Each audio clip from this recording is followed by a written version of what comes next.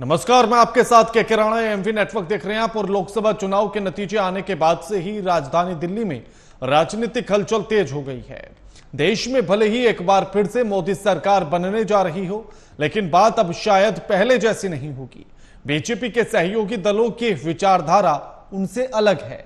इस बार मोदी सरकार को बहुत सारी कठिनाइयों का सामना करना पड़ेगा, जैसे सहयोगियों को एकजुट रखना, नीतीश नायडू को एकमत रखना, सहमति से बड़े फैसले लागू कराना बड़ी चुनौतियां हैं।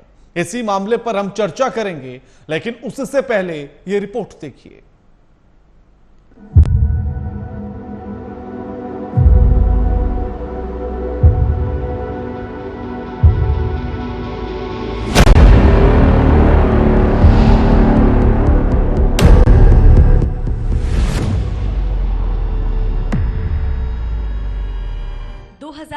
में अब की बार मोदी सरकार, 2019 में फिर एक बार मोदी सरकार और 2024 में तीसरी बार मोदी सरकार।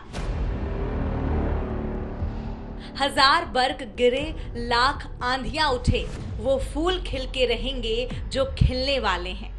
लोकसभा के चुनावी समर में एनडीए ने अपना जीत का पताखा लहराया है। बीजेपी के नेतृत्व वाले एनडीए ने 293 सीटों पर जीत हासिल की है, जबकि इंडी ब्लॉक को 234 सीटें मिली हैं। बीजेपी ने जितनी सीटों की उम्मीद की थी, उसको उतनी नहीं मिली। अब जब नई सरकार बनेगी तो सभी फैसलों में एनडीए गठबंधन के प्रमुख दलों को साथ लेकर चलना होगा। मोदी को अपने सहयोगी दलों को प्राथमिकता देनी होगी। ऐसे में बीजेपी को बहुत सारी कठिनाइयों का सामना करना पड़ेगा। प्रधानमंत्री नरेंद्र मोदी के सामने परिवार को एकजुट रखना बड़ी चुनौती होगी। कानून और बिल में अब सरकार को नीतीश कुमार और चंद्रबाबू नायडू का भी ख्याल रखना होगा। ये बात तो जब जाहिर है कि नीतीश और नायडू बीजेपी के दोनों ही साझेदार उनकी प्राथमिकता वाले मुद्दों पर कभी एकजुट नहीं रहे हैं। नीतीश और नायडू दोनों ही नेता कीमत वसूलने में माहिर रहे हैं। बीजेपी के सहयोगी दलों की विचारधारा उससे अलग है। कई मुद्दों को लेकर सहयोगी दलों और बीजेपी के बीच सोच का काफी अंतर है। पीएम मोदी ने अपने विजयी भाषण में इसके संकेत दिए कि उनकी सरकार बड़े फैसले लेगी, लेकिन यह 5 साल मोदी मैजिक की चमक को फिर से वापस लाने के भी होंगे। इसके लिए मोदी सरकार को अपनी नीतियों को और धरातल पर उतारना पड़ेगा। मोदी 3.0 की शुरुआत होने जा रही है। जुगनुओं ने फिर अंधेरों से लड़ाई जीत ली है। चांद सूरज घर के रोशनदान में रखे रहे। वही कांग्रेस लगातार तीसरी बार डबल डिजिट में रह गई और 100 का आंकड़ा पार नहीं कर पाई है। लेकिन कांग्रेस को मजबूती मिली है। कांग्रेस का जोश हाई है। जो तूफानों में पलते जा रहे हैं, वही दुनिया बदलते जा रहे हैं। लेकिन कांग्रेस इस बार सत्ता में नहीं आ सकी। उन्हें देखना होगा कि आखिर क्या कमियां रह गईं। कहते हैं ना, हमारे पांव का कांटा हम ही से निकलेगा। उन्हें खुद की कमियां पहचाननी होगी। वहां प्रधानमंत्री नरेंद्र मोदी के बीते 2 कार्यकाल के दौरान अंतर्राष्ट्रीय राजनीति में भारत ने अहम भूमिका निभाई है। अब तीसरे कार्यकाल में इस भूमिका को किस स्तर तक ले जा पाएंगे मोदी।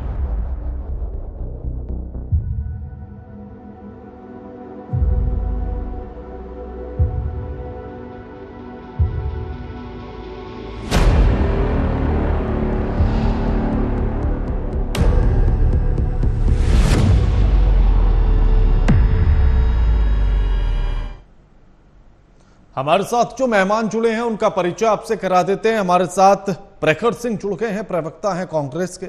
रत्नेश मिश्रा जुड़ गए हैं, नेता हैं बीजेपी के।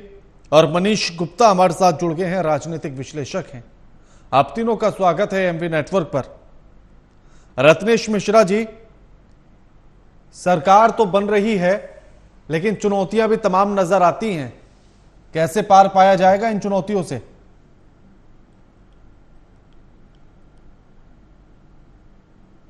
देश की जनता को मेरी तरफ से जय श्री राम। देखिए, भारतीय जनता पार्टी को सबसे बड़े दल के रूप में तथा एनडीए गठबंधन को जो पूर्ण बहुमत दिया है भारत की जनता ने, उसके लिए माननीय प्रधानमंत्री जी और पूरी कांग्रेस पार्टी, पूरी भारतीय जनता पार्टी और पूरी का पूरा एनडीए गठबंधन काफी ऋणी है और हम उनका बहुत बहुत धन्यवाद करते हैं।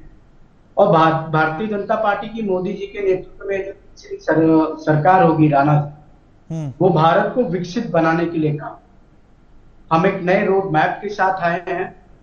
हो सकता है कि हम जिस तरह पिछली स्वतंत्रता से पिछली सरकारों में हमने काम किया उतनी स्वतंत्रता ना हो, लेकिन हमारी प्राथमिकता में रहेगा कि हम देश में राष्ट्रवादी राजनीति को आगे बढ़ाते हुए देश को उत्तरोत्तर प्रगति नहीं, के लेकिन पथ पर ले लेकिन जाएं। लेकिन और भारत आज की जिस जो तरह से आकांक्षा जेडीयू की तरफ से यह कहा गया कि अग्निवीर की योजना पर को हटाना होगा, हमसे तमाम मुद्दों पर चर्चा करनी होगी, तो जो आपकी प्राथमिकता में थे उन पर तो वो चुनौती दे रहे हैं कि पहले आइए इस पर बातचीत करते हैं। देखिए, राणा जी, अग्निवीर योजना पर जेडीयू की तरफ से बयान आया है, यदि सरकार गठित होगी, हमारे साथी दल हैं, सहयोगी दल हैं, उनके क्या सुझाव हैं, उनके क्या वो क्या कहते हैं उसमें कमियां वो बताते हैं, उस पर हम एक मंच पर बैठकर बातचीत करेंगे और अगर वो कमियां सुधारने लायक होंगी तो बिल्कुल की जाएंगी। क्योंकि राष्ट्र निर्माण में अगर हमको तो कांग्रेस भी अगर सलाह देगी कि राष्ट्र निर्माण में आप ये कार्य करिए तो उसको भी उसकी भी सलाह मानने को तैयार है, क्योंकि हमारे लिए राष्ट्र प्रथम है, हमारे लिए पार्टी और गठबंधन और नेता और व्यक्ति द्वितीय है। मतलब रत्नेश जी, इस बार ये समस्या तो सामने होगी ही ना कि पिछली बार इस तरह की बातें करने या कोई ये कहे कि आइए हमारे साथ पहले चर्चा कीजिए, पहले हमारे साथ मीटिंग कीजिए, ऐसी वाली समस्याएं नहीं थी, लेकिन इस बार ऐसी समस्याएं हैं, तो कुछ तो अंतर होगा। देखिए, समस्याएं पिछली बार भी थी राणा जी, तब पार्टी के स्तर पर निपटाई जाती थी, इस बार गठबंधन के स्तर पर निपटाई जाएगी। मैं बार बार कह रहा हूं कि हमारी प्राथमिकता में राष्ट्र है और हम राष्ट्र निर्माण की प्रक्रिया को आगे बढ़ाने के लिए प्रत्येक दल का सुझाव मानने को तैयार है। ठीक है प्रखर जी, लगता है कि इस बार चुनौतियां ज्यादा हैं बीजेपी के सामने। एक तो अपने परिवार को एक करके रखना ही चुनौती है। ये तो अभी आने वाला वक्त बताएगा। आपको एग्जाम्पल देता हूं, अभी भी इनके एक नेता नीतीश जी के खिलाफ साफा बांधे हुए हैं जी। तो सीएम जब तक नहीं हटेंगे तब तक वो साफा बांधे रहेंगे। तो ये बीजेपी के ही तो नेता है और अपने ही एलआई के खिलाफ ऐसा कर रहे हैं। तो आने वाले वक्त में क्या होगा ये तो अभी थोड़ा सा मुझे लगता है कुछ दिन वेट करना चाहिए, क्योंकि देखिए अग्निवीर जैसी योजना के खिलाफ सभी हैं। जब आप इतनी खराब कोई पॉलिसी बनाते हैं जिससे इस देश का युवा परेशान है, इस देश के युवा को आप 25 साल में रिटायर कर देंगे, ऐसी कोई पॉलिसी बनाते हैं, तो जो उस पार्टी के खिलाफ है, जो पार्टी उसके खिलाफ है, वो बीजेपी के साथ कैसे जा सकती है? और जा रही है तो उन्होंने अभी सामने बात रखी है, अब इस पर क्या बोलेंगे? इन्होंने बोला राष्ट्र निर्माण की बात कर रहे हैं, तो राष्ट्र निर्माण में आपने 84 करोड़ लोगों को लायक कर दिया, इस हालत में कर दिया कि दो वक्त तक खाना नहीं खुद खरीद पा रहे हैं। उनको सरकार को खाना देना पड़ रहा है, वो गरीबी रेखा के इतने करीब आ गए हैं। ऐसा राष्ट्र निर्माण की आप बातें करेंगे? हम यहाँ मेडिल लाइव बेटियां बैठी रही, उनकी कोई बात सुनने वाला नहीं था। ऐसा राष्ट्र निर्माण आपने किया, जनता ने आपको इसीलिए सबक सिखाया।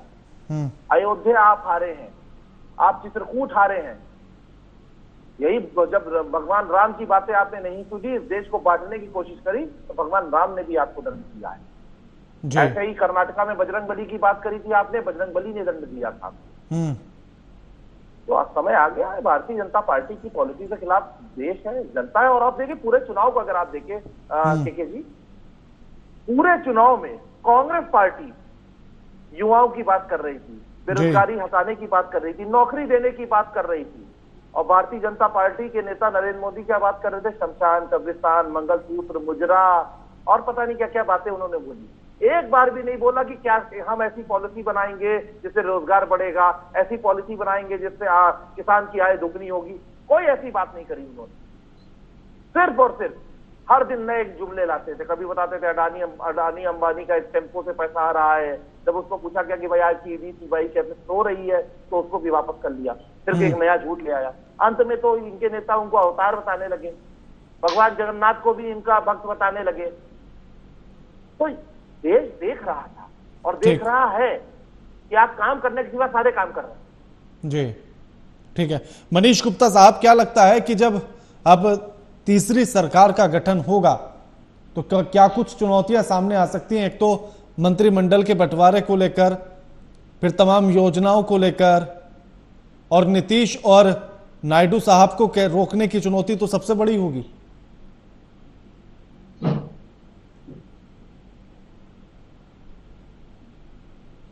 आपकी तरफ से म्यूट है शायद, मनीष जी एक बार देखिएगा। नहीं, आवाज आ रही है मेरी? जी जी, आ गई आवाज, आ गई। हाँ, मेरा कहना यह है कि मेरे ख्याल से चंद्रबाबू नायडू और नीतीश कुमार की तरफ से चिंता न की जाए, क्योंकि दोनों ही इस स्थिति में है कि अभी पारा बदलने की स्थिति में नहीं है जी। और सामने जो है वहां बिल्कुल भी स्थिति खराब है। वो लोग 200 तक भी अच्छे से नहीं पहुंचे हुए, उनके बीच में बहुत वैचारिक डिफरेंस है। चंद्रबाबू नायडू मुख्यमंत्री बनने जा रहे हैं, नीतीश कुमार ऑलरेडी मुख्यमंत्री हैं, और वहीं ऐसी खबरें आ रही कि उद्धव ठाकरे भी ज्वाइन कर सकते हैं। तो मुझे लगता है ये बहुत आसान गेम है, कोई बड़ा काम नहीं है, और अमित शाह जैसे चतुर राजनीतिक खिलाड़ी के लिए तो कोई बहुत बड़ी बात नहीं है। हाँ, इतना जरूर फर्क आएगा कि बीजेपी का जो ट्रैक है वो थोड़ा बैलेंस्ड रहेगा जी, और हिंदू मुस्लिम मंदिर की अपेक्षा ये विकास पे ज्यादा काम करेगा जी। और अगर ऐसा होगा तो इसमें भी बीजेपी की भलाई है, क्योंकि अब जो युवा वर्ग है उसे लगता है हिंदू मुस्लिम जब तक वो अपनी प्रॉब्लम को स्वयं नहीं देख लेता उसे समझ नहीं आता। तो ठीक है भाई, अगर आपने मानो जनता को लगता है कि चलो मिक्स जनादेश है, भाजपा सरकार बना रही है, तो भाजपा अपने विकास के फ्रंट पे, औद्योगिक डेवलपमेंट के फ्रंट पे, है ना, जीडीपी के फ्रंट पे, है ना, किसानों के फ्रंट पे ज्यादा बेहतर काम कर लेगी। और अगर ऐसे में कुछ मिनिस्ट्री उन्हें देनी पड़े तो दी जानी चाहिए, भाई उनका अधिकार है, जो जीत के आए हैं उनका स्वागत करना ही पड़ेगा, उसमें कोई डाउट नहीं है। लेकिन अगर कोई ये समझे कि भाजपा अपने तरीके से पीछे हट जाएगी, अपने एजेंडे से पीछे हट जाएगी, तो मैं इससे सहमत नहीं हूं, क्योंकि नरेंद्र मोदी का इस तरह का नेचर नहीं है कि वो दबाव में काम करने वाले हों। वो सम्मान करेंगे। अगर दबाव आया तो फिर क्या रास्ता बचता है बीजेपी के पास? मनीष जी, अगर दबाव ऐसा आया तो फिर क्या रास्ता बचेगा? मुझे लगता है किसी भी दबाव की स्थिति में विपक्ष बहुमत साबित नहीं कर सकता, क्योंकि विपक्ष के पास तो 250 तक पहुंचने का आंकड़ा है ही नहीं। आप बताइए, 293 बीजेपी के एनडीए के पास है, तो उनके पास तो 250 बचे ही कहां, क्योंकि कम से कम बहुत सारे विधायकों की सांसदों की संख्या ऐसी है जो ना एनडीए में है ना आपके जो इंडिया अलायंस में है, तो वो कहां है? वो है ही नहीं। अगर वोटिंग होगी, अगर ऐसे लोग वोट नहीं डालेंगे तो मैं समझता हूं 260 पे ही हो जाएगा बहुमत का फैसला। तो ऐसे में विपक्ष के लिए बहुत स्कोप नहीं बचा है।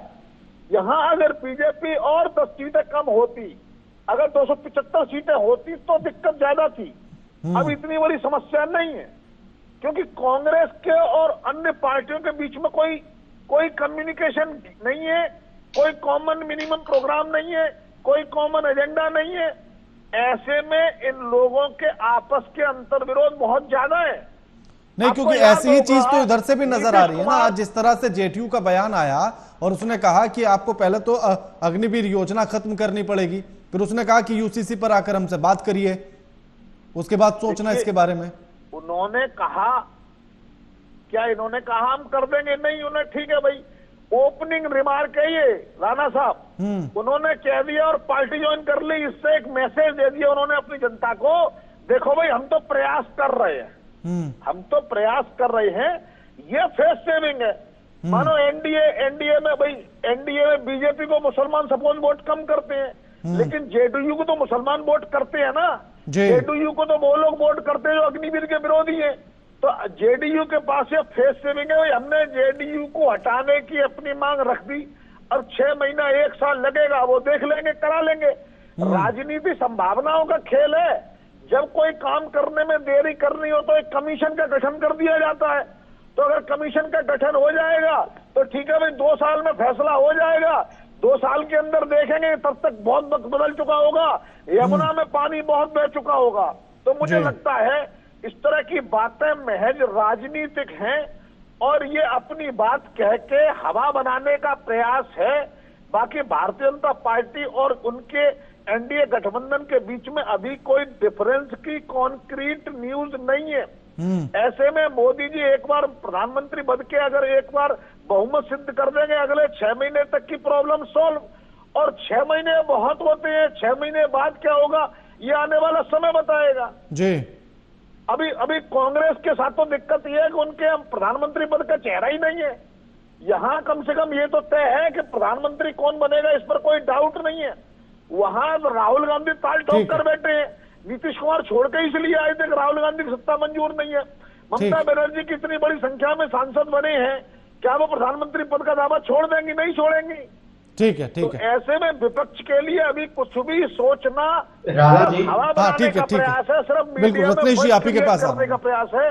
ठीक, कुछ होने वाला नहीं है अभी। ठीक है, ठीक है, ठीक है। रत्नेश जी, हार के बाद से आपके पार्टी के भीतर से भी ऐसे बयान आने लगे हैं कि या तो टिकट वितरण में गलती हुई या तमाम खामियां आप ही की पार्टी के लोग आपकी पार्टी की गिनाने लगे हैं। तो यहां भी तो एकजुट करना होगा। देखिए राणा जी, मैं आपके सवाल का जवाब उसके पहले कांग्रेस के सवाल, इन्होंने कहा कि 80 करोड़ लोगों को राशन की लाइन में लगा। अब मैं फिर कह रहा हूं, हमारी सरकार फिर कह रही है, ये लोग केवल संविधान का नाम लेते हैं, हम संविधान को जमीनी स्तर पर जाकर लागू करते हैं, क्योंकि हमारे संविधान के अनुच्छेद 21 के तहत जीवन एवं दैहिक स्वतंत्रता के अधिकार में भोजन का अधिकार भी शामिल है। और उस भोजन के प्रत्येक नागरिक के भोजन के अधिकार को सुनिश्चित करने के लिए मुफ्त राशन प्रणाली चलाएगी। अब प्रखर तो फिर 80 करोड़ क्यों 140 करोड़ को दे देते हैं रत्नेश जी? फिर 80 करोड़ को क्यों दे रहे हैं? 140 को दे दीजिए। सुनिए इनकी ही सरकार ने नेशनल फूड सिक्योरिटी एक्ट बनाया था। तो मुझे लगता है प्रताप सिंह जी की सरकार ने उस समय लोगों को गरीबी में डालने के लिए कानून बनाया था। कम से कम कुछ तो पढ़ा लिखा करो कि आप ही की समय की सरकार। रत्नेश जी देखिए, मैं तो इसकी उसकी बात में जा ही नहीं रहा। मेरा तो बड़ा सिंपल सा सवाल है, 80 करोड़ राशन देना सही या गलत? प्रखर जी बीच में मत कूदिए, मैं आपके एक एक करके बात करेंगे, एक एक करके। प्रखर जी लौटूंगा, मैं लौटूंगा बीच में नहीं बोला। रत्नेश जी आपकी पढ़ाई का मैं जवाब देता हूं। एक एक करके। प्रखर जी बस आप ही के पास आऊंगा, मैं आप ही के पास लौटूंगा मैं। रत्नेश जी, मैं तो ये समझना चाह रहा हूं कि 80 करोड़ राशन को आप किस तरह से देख रहे हैं?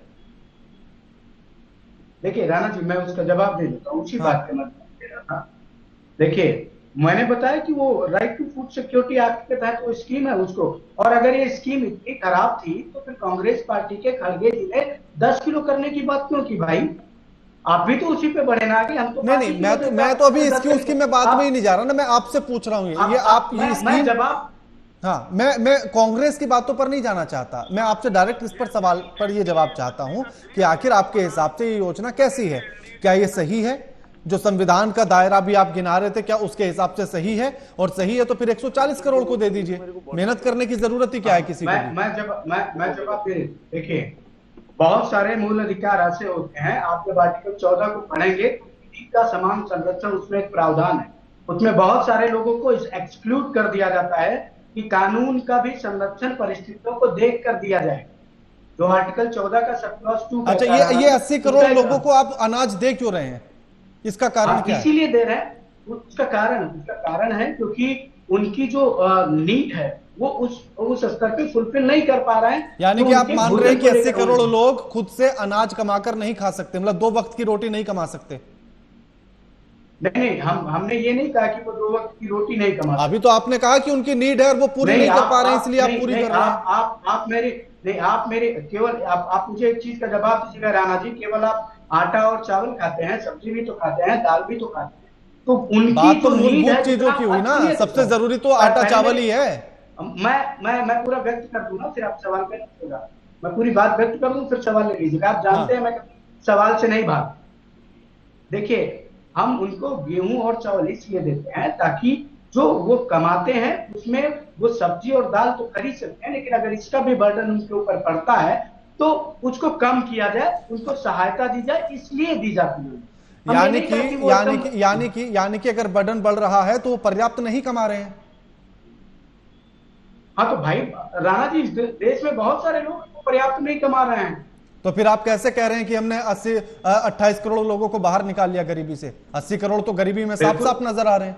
अरे मैं फिर वही कह रहा हूँ, गरीबी का मानक अलग होता है और संवैधानिक अधिकारों को लागू करने का मानक अलग होता है। कैसे कैसे अलग हो गया? मैं यही तो समझना चाह रहा हूँ, बिल्कुल अलग कैसे हो गया?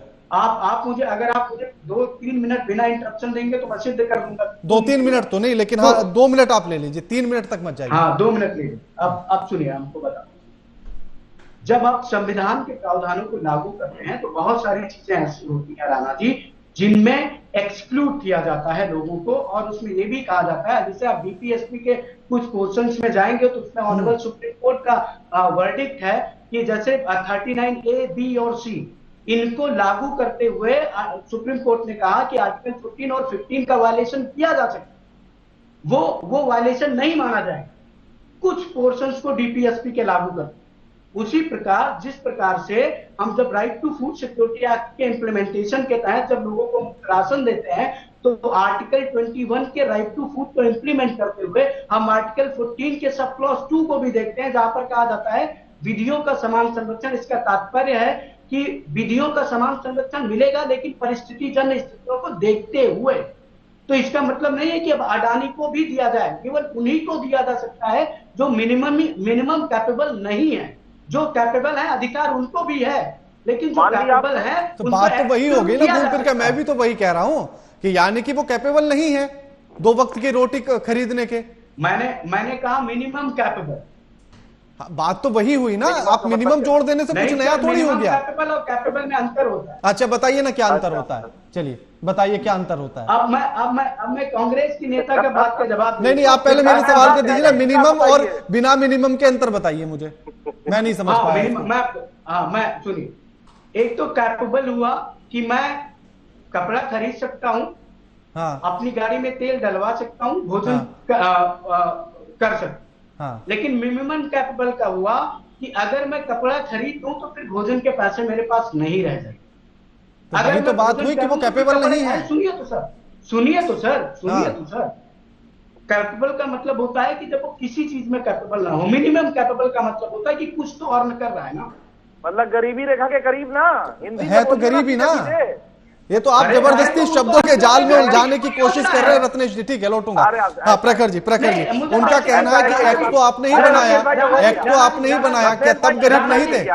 रत्नेश जी लौटूंगा, रत्नेश जी लौटूंगा। मुझे कांग्रेस के प्रवक्ता का जवाब देना था। अरे रुक जाइए, अरे हो गया पूरी बात। मैं लौटूंगा रत्नेश जी, लौटूंगा।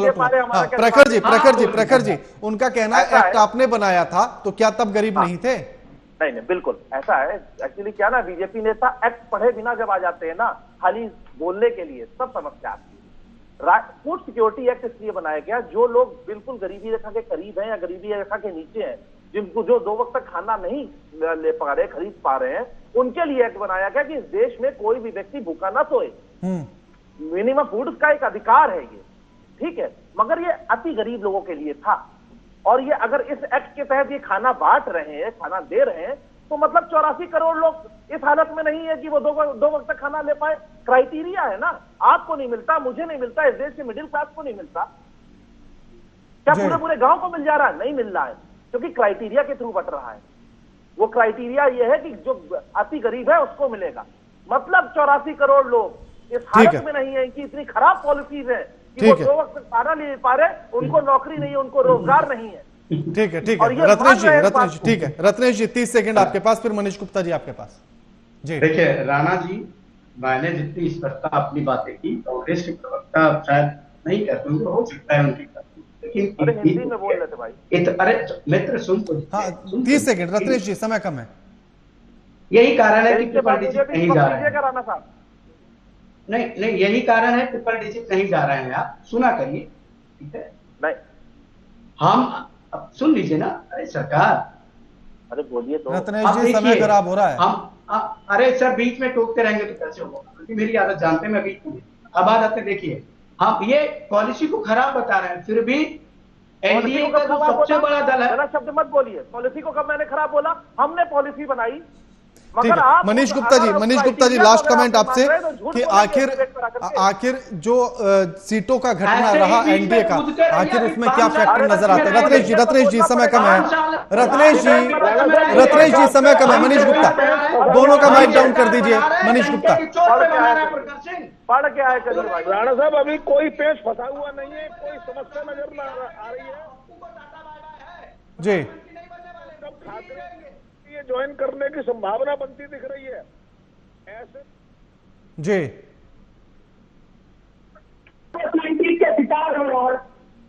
अरे भाई पढ़ के आया करिए पूरा फूड सिक्योरिटी एक्ट बोलने आ गया। ठीक है, शुक्रिया आप सभी मेहमानों का हमारे साथ इस चर्चा में जुड़ने के लिए और ये तमाम बातचीत करने के लिए। लेकिन तीसरी बार प्रधानमंत्री बनने के साथ ही नरेंद्र मोदी के सामने तमाम चुनौतियां हैं। चुनौतियां यह भी हैं कि आखिर पूरे संगठन को कैसे एकजुट किया जाए, और चुनौती यह भी है कि पूरे एनडीए गठबंधन को कैसे एकजुट रखा जाए, क्योंकि तमाम पार्टियां ऐसी भी हैं जिनकी विचारधारा एनडीए की विचारधारा से मेल नहीं खाती है। जैसे नीतीश कुमार की विचारधारा, उनकी तो विचारधारा ही समझना बड़ा मुश्किल है। टीडीपी के चंद्रबाबू नायडू की विचारधारा, उनकी विचारधारा को समझना भी बड़ा मुश्किल है। दोनों फायदे का सौदा ढूंढते हैं, जिधर फायदा उधर निकल लेते हैं। तो ऐसे में उनको भी साथ रखना, और फिर ऐसे में जो मोल भाव होगा कि हमें ये वाला मंत्रालय नहीं, ये वाला मंत्रालय चाहिए, उन मंत्रालयों की डिमांड को पूरा करना भी बड़ी चुनौती है। तो ऐसे में कैसे इन सारी चुनौतियों से पार पाएंगे, ये भी देखना होगा। लगातार खबरों के लिए देखते रहिए एएमपी नेटवर्क। नमस्कार।